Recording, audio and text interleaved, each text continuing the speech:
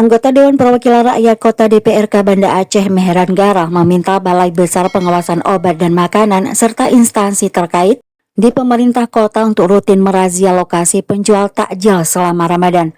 Hal ini untuk mencegah makanan dan minuman yang mengandung zat berbahaya yang dijual. Dia menyampaikan setiap bulan puasa ada banyak pedagang menjual takjil di sepanjang jalan di Banda Aceh pada sore atau menjelang berbuka. Di sisi lain, banyak pula warga yang mencari makanan maupun minuman untuk berbuka puasa. Demi menjaga kesehatan warga dan mencegah adanya pedagang yang nakal dengan memanfaatkan momen Ramadan, dia meminta BPOM dan pemerintah kota untuk merazia lokasi-lokasi tempat penjual takjil. Dia mengatakan sangat disayangkan jika ada pedagang nakal demi keuntungan sesaat. Biasanya mereka mencampur bahan pengawet dalam makanan yang dijualnya, biasanya jenis borak dan formalin. Dia menjelaskan formalin itu merupakan bahan pengawet yang bisa menyebabkan risiko kanker jika masuk ke dalam tubuh.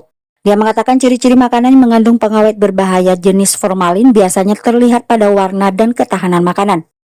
Makanan tersebut biasanya bertahan hingga mencapai 3 hari.